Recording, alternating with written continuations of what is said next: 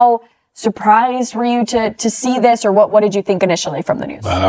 It kind of goes along with so much about this World Cup. Jumbling mess of confusion. That's as well as I've heard it ever put. I'll be honest. Listen, it's been one trial after the next with this World Cup, and for any number of reasons.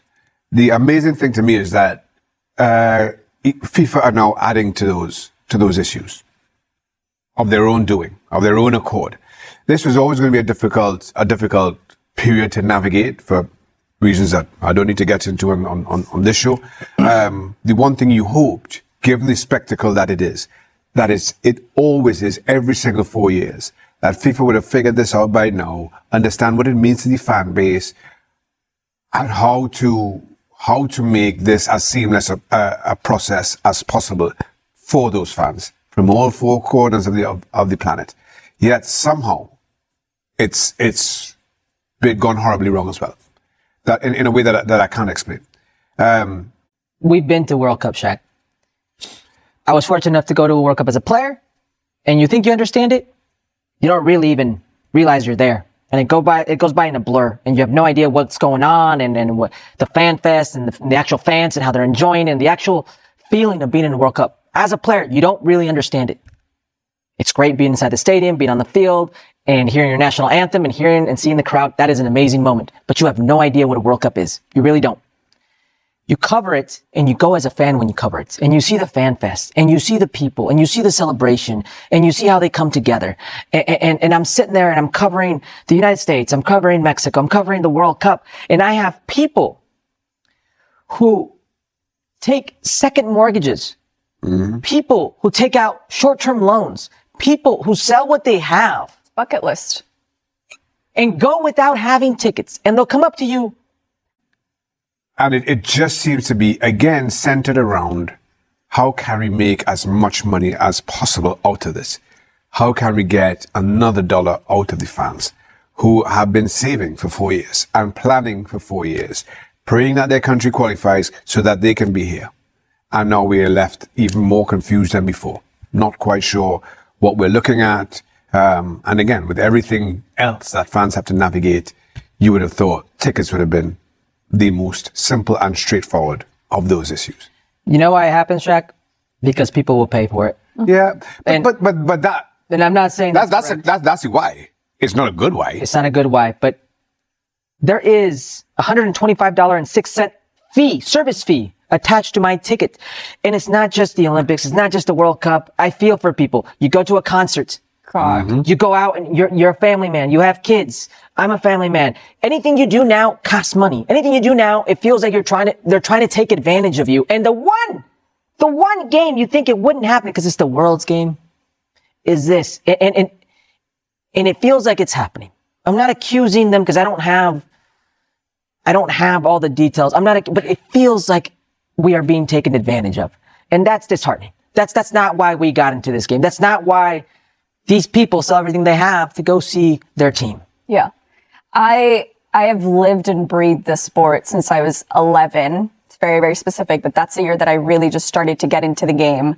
I have never been to a World Cup as a fan. I've never had the opportunity in my career to cover it. And now that it's...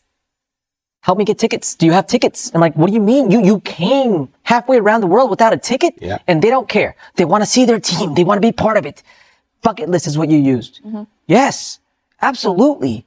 And because of these people and how FIFA sells, and not just FIFA, how the game is being sold on nostalgia, they take advantage of it. I am still an LA resident. I have the ability to purchase tickets for the Olympics. I go in, I look at women's finals for soccer at the Rose Bowl. There's about 100,000 people, less capacity, 90-something thousand at the Rose Bowl, okay? Category C tickets, $520. A lot of people who go to the games are doing it just for the social media aspect of it, and that's something that we won't get into because it just kind of gets into muddy territory. But it truly is disappointing. The Athletic, by the way, who wrote this article, really just detailing the experience of these fans that kind of realized that the price they paid wasn't going to be worth it. But Shaq, I think you said it perfectly because it's something that we we're talking about it in this way and where we're disappointed, but we knew this was a strong possibility. Yeah. We want to be proven wrong. We really, really do. But this World Cup just already has a bitter taste. It does. But here's the other aspect to this. I wonder once it starts, if we kind of forget about it. If we kind of forget about a lot of the issues and the challenges and we're more worried about them right now, it feels more scary now. I'll say this. 2022, there were a lot of questions about Qatar's host and any number of issues, social issues around that. On home soil, and we live a train ride away from where the final is going to be, seemed like a brilliant opportunity. And I didn't even try to get tickets. I didn't even venture to try to figure out how to, not because I knew this was going to happen, but I guess part of me just didn't want to be disappointed with the price that I was going to pay. I didn't care what game I went to. I just wanted to say that I went to the World Cup. But I think it's also a reflection and a consequence of how the game is being sold constantly, not only from FIFA, but we're seeing it from the entire world. FIFA, I think, is the worst at doing it right now. And like you said, taking advantage of the fan. But the term milking it, I think it takes it even a step further, right? You're really just taking everything that the true fan is willing to do, and you're milking it. And then it jumps. It might be, and it's going to go during the course of the tournament. It's going to go up threefold or something. Yes, like absolutely. No. Again, that's not FIFA, but it just kind of leans into it's a supply demand. how everything about this tournament is progressing. I'm not defending FIFA, but we love to see FIFA as the entity, the big bad wolf.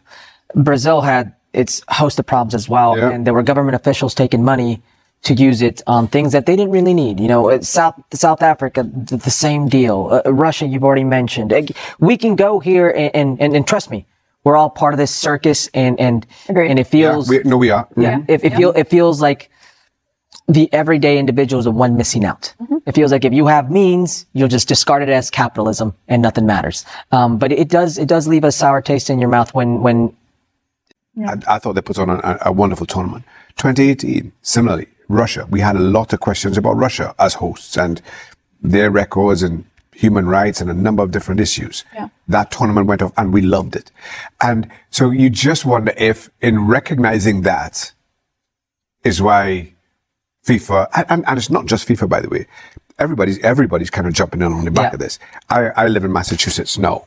Foxborough is a host stadium. 3 days ago, they put out a notice that transit was up to go from this, because Foxborough is well outside the city. To go from Boston to Foxborough would have been $60 or $25.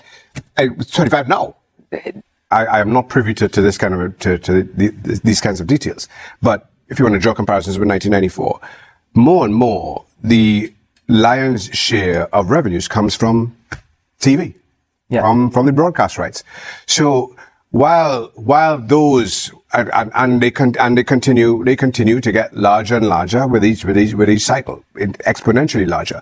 So my question would be, if those TV revenues continue to grow as they are, continue to command as much a percentage of the revenue as they are, there isn't that need to continue to hike prices up as a result, because the difference, while yes, it's more money in your coffers, but as a comparison or as a percentage, it becomes lesser and lesser.